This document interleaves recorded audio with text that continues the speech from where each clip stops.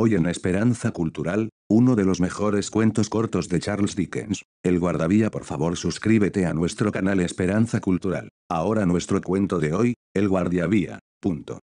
Oiga, ahí abajo. Cuando oyó la voz que así lo llamaba se encontraba de pie en la puerta de su caseta, empuñando una bandera, enrollada a un corto palo. Cualquiera hubiera pensado, teniendo en cuenta la naturaleza del terreno, que no cabía duda alguna sobre la procedencia de la voz, pero en lugar de mirar hacia arriba, hacia donde yo me encontraba, sobre un escarpado terraplén situado casi directamente encima de su cabeza, el hombre se volvió y miró hacia la vía. Hubo algo especial en su manera de hacerlo, pero, aunque me hubiera ido en ello la vida, no habría sabido explicar en qué consistía, mas sé que fue lo bastante especial como para llamarme la atención. A pesar de que su figura se veía empequeñecida y en sombras, allá abajo en la profunda zanja, y de que yo estaba muy por encima de él, tan deslumbrado por el resplandor del rojo crepúsculo que solo tras cubrirme los ojos con las manos, logré verlo.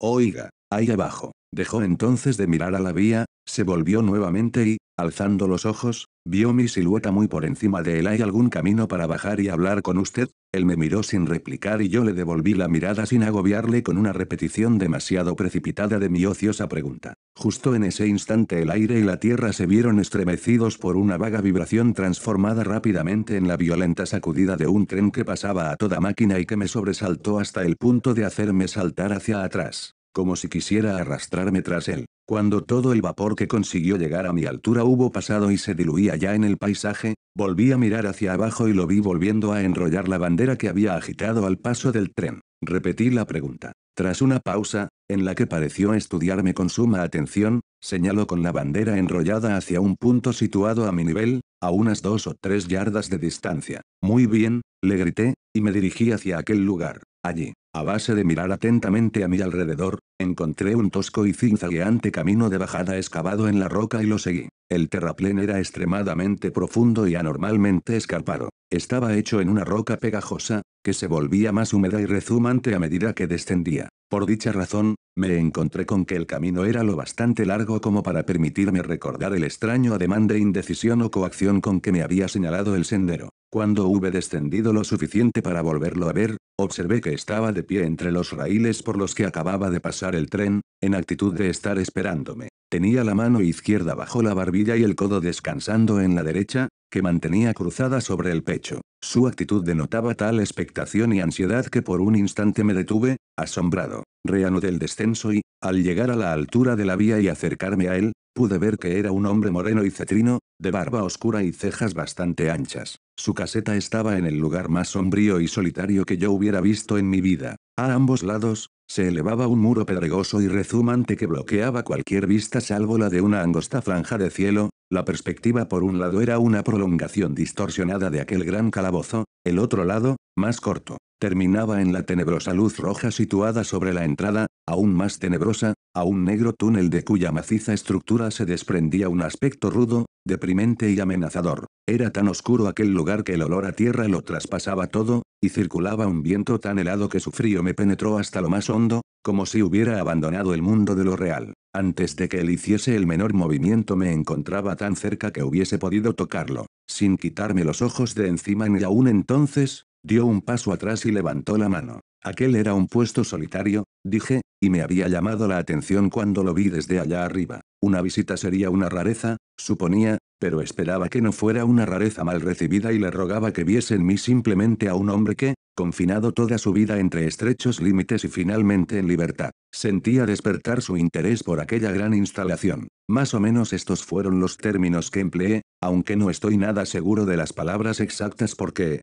además de que no me gusta ser yo el que inicie una conversación, había algo en aquel hombre que me cohibía. Dirigió una curiosísima mirada a la luz roja próxima a la boca de aquel túnel y a todo su entorno, como si faltase algo allí, y luego me miró. Aquella luz está a su cargo, ¿verdad? ¿Acaso no lo sabe? Me respondió en voz baja. Al contemplar sus ojos fijos y su rostro saturnino, me asaltó la extravagante idea de que era un espíritu, no un hombre. Desde entonces, al recordarlo, he especulado con la posibilidad de que su mente estuviera sufriendo una alucinación. Esta vez fui yo quien dio un paso atrás. Pero, Al hacerlo, noté en sus ojos una especie de temor latente hacia mí. Esto anuló la extravagante idea. Me mira, dije con sonrisa forzada como si me temiera. No estaba seguro, me respondió. De si lo había visto antes. ¿Dónde? Señaló la luz roja que había estado mirando allí. Dije. Mirándome fijamente respondió, sin palabras, sí, mi querido amigo, ¿qué podría haber estado haciendo yo allí? De todos modos, sea como fuere, nunca he estado allí.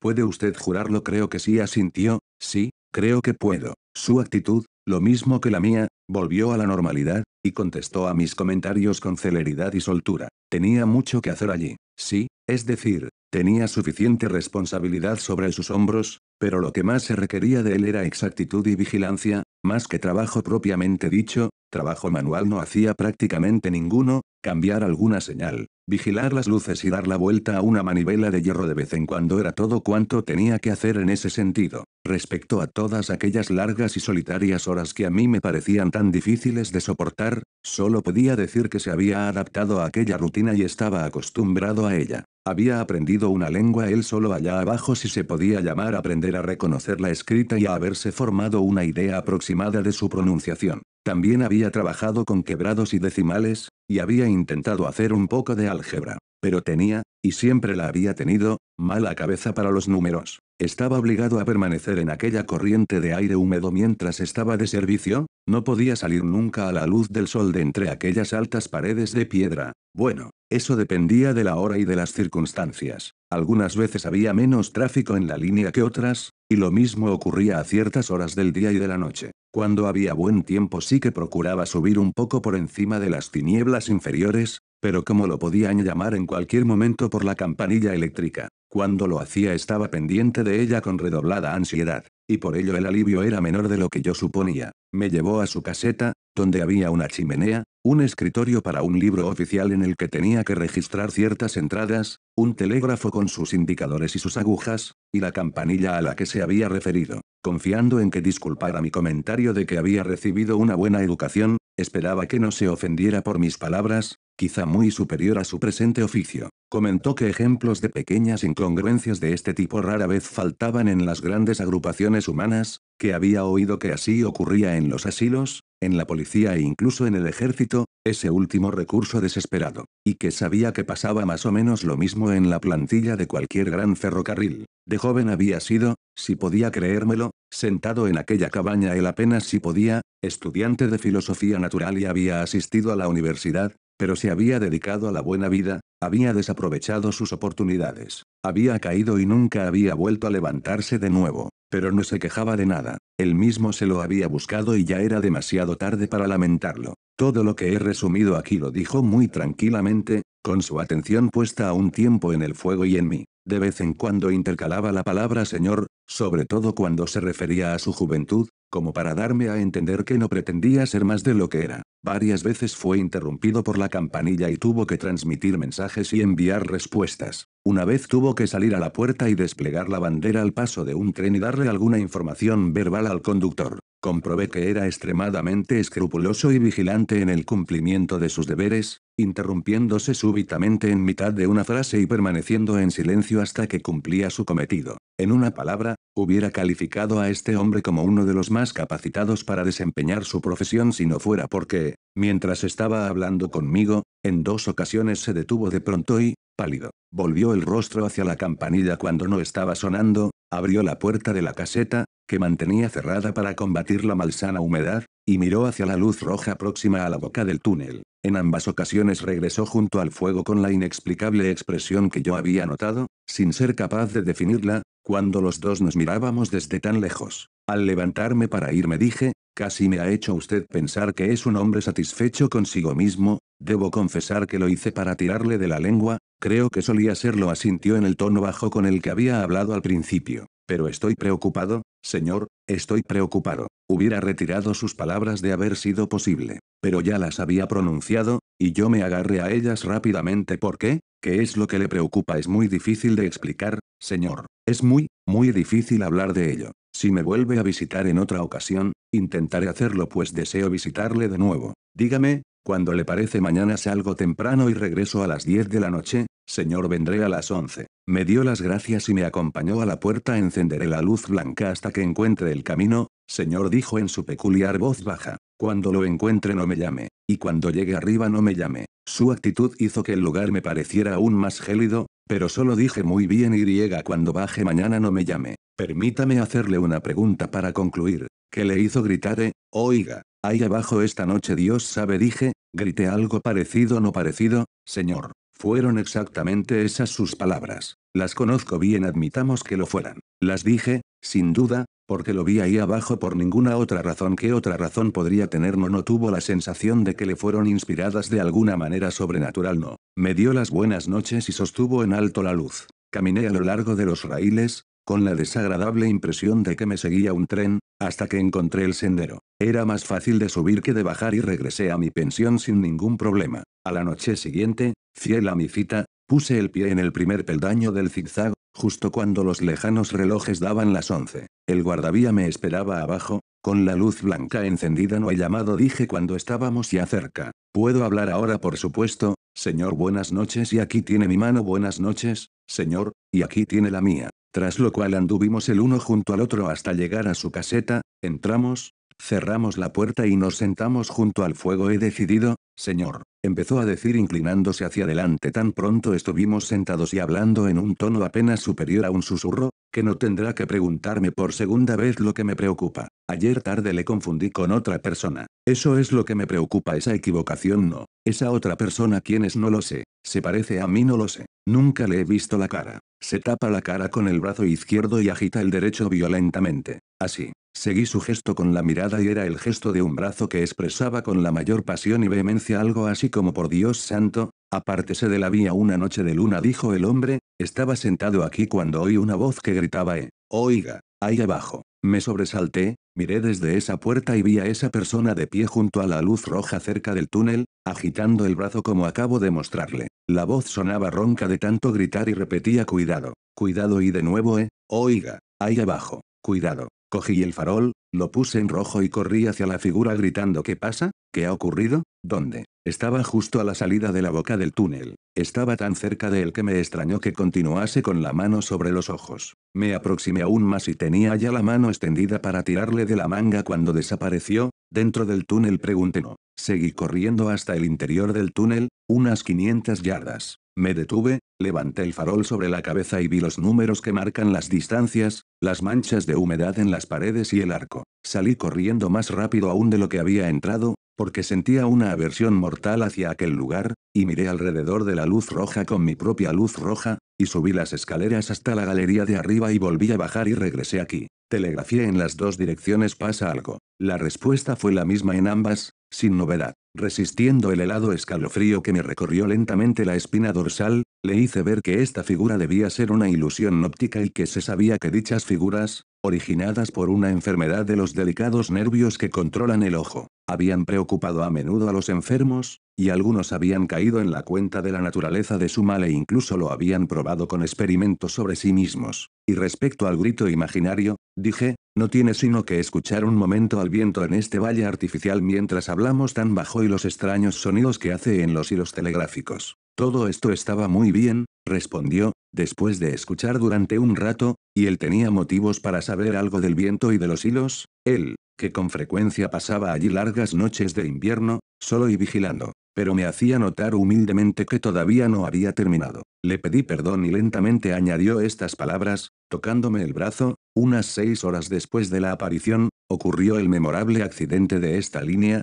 y al cabo de 10 horas los muertos y los heridos eran transportados por el túnel, por el mismo sitio donde había desaparecido la figura. Sentí un desagradable estremecimiento, pero hice lo posible por dominarlo. No se podía negar, asentí, que era una notable coincidencia, muy adecuada para impresionar profundamente su mente. Pero era indiscutible que esta clase de coincidencias notables ocurrían a menudo y debían ser tenidas en cuenta al tratar el tema. Aunque, ciertamente, debía admitir, añadí, pues me pareció que iba a ponérmelo como objeción, que los hombres de sentido común no tenían mucho en cuenta estas coincidencias en la vida ordinaria. De nuevo me hizo notar que aún no había terminado, y de nuevo me disculpé por mis interrupciones. Esto dijo, poniéndome otra vez la mano en el brazo y mirando por encima de su hombro con los ojos vacíos. Fue hace justo un año. Pasaron 6 o 7 meses y ya me había recuperado de la sorpresa y de la impresión cuando una mañana, al romper el día, Estando de pie en la puerta, miré hacia la luz roja y vi al espectro otra vez. Y aquí se detuvo,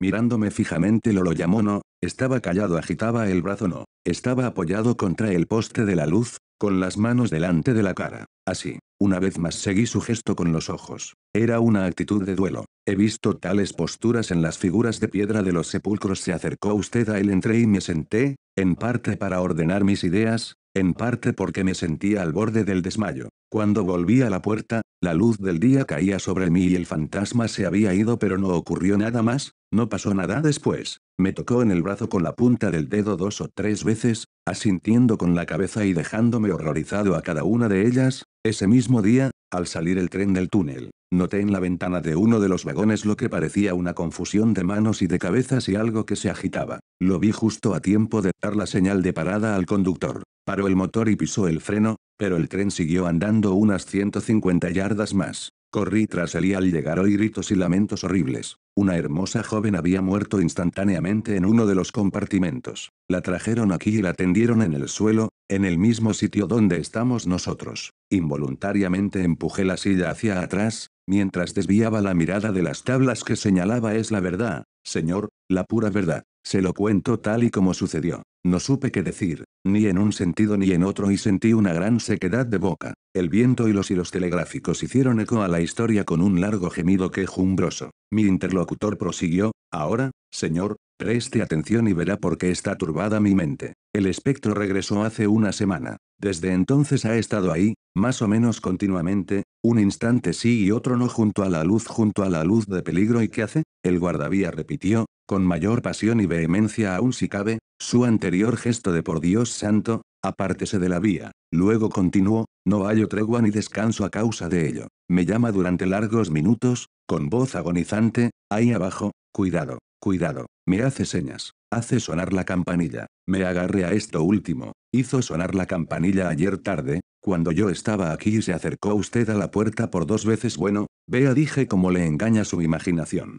Mis ojos estaban fijos en la campanilla y mis oídos estaban abiertos a su sonido y, como que estoy vivo, no sonó entonces, ni en ningún otro momento salvo cuando lo hizo al comunicar la estación con usted. Negó con la cabeza. Todavía nunca he cometido una equivocación respecto a eso, señor. Nunca he confundido la llamada del espectro con la de los humanos. La llamada del espectro es una extraña vibración de la campanilla que no procede de parte alguna, y no he dicho que la campanilla hiciese algún movimiento visible. No me extraña que no la oyese. Pero yo sí que la oí, y estaba el espectro allí cuando salió a mirar. Estaba allí, las 2 veces, repitió con firmeza. ¿Quiere venir a la puerta conmigo y buscarlo ahora? Se mordió el labio inferior como si se sintiera algo reacio, pero se puso en pie. Abrí la puerta y me detuve en el escalón, mientras él lo hacía en el umbral. Allí estaban la luz de peligro, la sombría boca del túnel y las altas y húmedas paredes del terraplén, con las estrellas brillando sobre ellas. ¿Lo ve?, le pregunté, prestando una atención especial a su rostro. Sus ojos se le salían ligeramente de las órbitas por la tensión,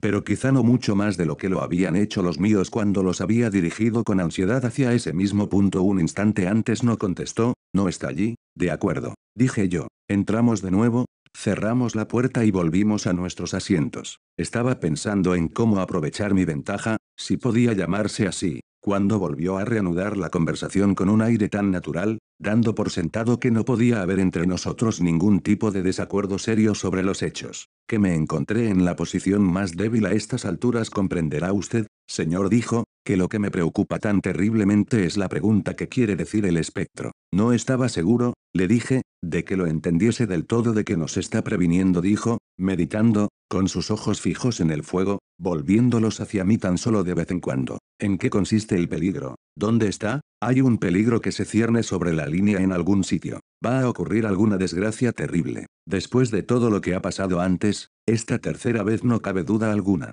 Pero es muy cruel el atormentarme a mí. ¿Qué puedo hacer yo? Se sacó el pañuelo del bolsillo y se limpió el sudor de la frente. Si envió la señal de peligro en cualquiera de las 2 direcciones, o en ambas, no puedo dar ninguna explicación, continuó, secándose las manos. Me metería en un lío y no resolvería nada. Pensarían que estoy loco. Esto es lo que ocurriría. Mensaje: peligro. Cuidado. Respuesta: ¿qué peligro? ¿Dónde? Mensaje: no lo sé. Pero, por Dios santo, tengan cuidado. Me relevarían de mi puesto. ¿Qué otra cosa podrían hacer? El tormento de su mente era penoso de ver. Era la tortura mental de un hombre responsable, atormentado hasta el límite por una responsabilidad incomprensible en la que podrían estar en juego vidas humanas cuando apareció por primera vez junto a la luz de peligro continuo, echándose hacia atrás el oscuro cabello y pasándose una y otra vez las manos por las sienes en un gesto de extremada y enfebrecida desesperación. ¿Por qué no me dijo dónde iba a suceder el accidente, si era inevitable que sucediera? ¿Por qué, si hubiera podido evitarse, no me dijo cómo impedirlo? Cuando durante su segunda aparición escondió el rostro, ¿por qué no me dijo en lugar de eso, alguien va a morir, haga que no salga de casa? Si apareció en las dos ocasiones solo para demostrarme que las advertencias eran verdad y así prepararme para la tercera, ¿por qué no me advierte claramente ahora? ¿Y por qué a mí, Dios me ayude, un pobre guardavía en esta solitaria estación? ¿Por qué no se lo advierte a alguien con el prestigio suficiente para ser creído y el poder suficiente para actuar? Cuando lo vi en aquel estado, comprendí que, por el bien del pobre hombre y la seguridad de los viajeros, lo que tenía que hacer en aquellos momentos era tranquilizarlo. Así que, dejando a un lado cualquier discusión entre ambos sobre la realidad o irrealidad de los hechos, le hice ver que cualquiera que cumpliera con su deber a conciencia actuaba correctamente y que, por lo menos, le quedaba el consuelo de que él comprendía su deber, aunque no entendiese aquellas desconcertantes apariciones. En esta ocasión tuve más éxito que cuando intentaba disuadirlo de la realidad del aviso.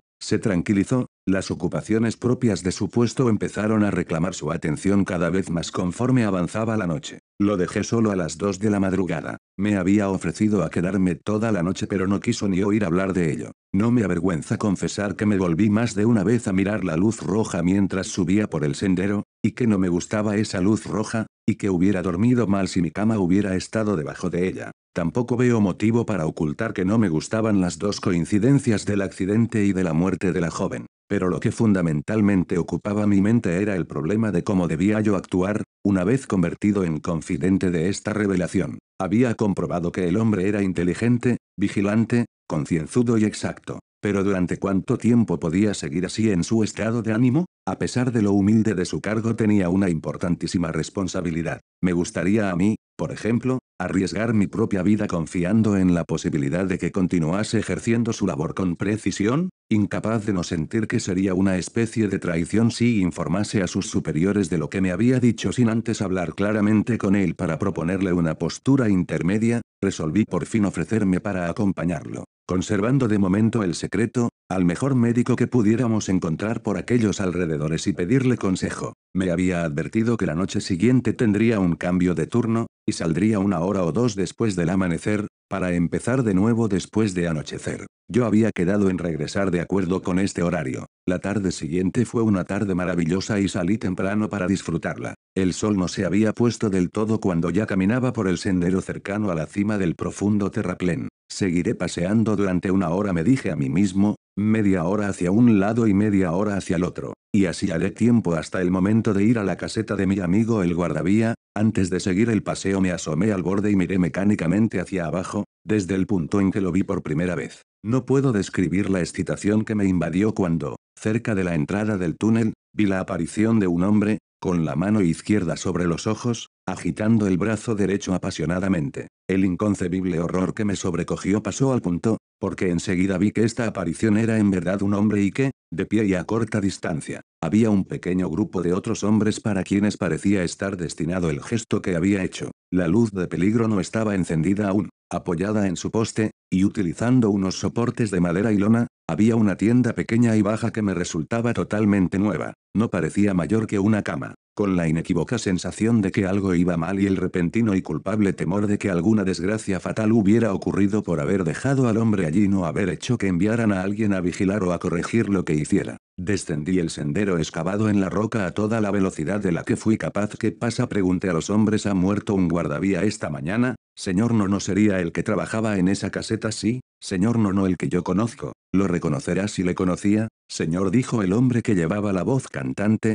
descubriéndose solemnemente y levantando la punta de la lona, porque el rostro está bastante entero. ¿Pero cómo ocurrió? ¿Cómo ocurrió?, pregunté, volviéndome de uno a otro mientras la lona bajaba de nuevo. Lo arrolló la máquina, señor. No había nadie en Inglaterra que conociese su trabajo mejor que él, pero por algún motivo estaba dentro de los raíles. Fue en pleno día. Había encendido la luz y tenía el farol en la mano. Cuando la máquina salió del túnel estaba vuelto de espaldas y le arrolló. Ese hombre la conducía y nos estaba contando cómo ocurrió. Cuéntaselo al caballero, Tom. El hombre, que vestía un burdo traje oscuro, regresó al lugar que ocupara anteriormente en la boca del túnel. Al dar la vuelta a la curva del túnel, señor, dijo, lo vi al fondo, como si lo viera por un catalejo. No había tiempo para reducir la velocidad y sabía que él era muy cuidadoso. Como no pareció que hiciera caso del silbato, lo dejé de tocar cuando nos echábamos encima de él y lo llamé tan alto como pude que dijo usted, oiga, ahí abajo, cuidado, cuidado,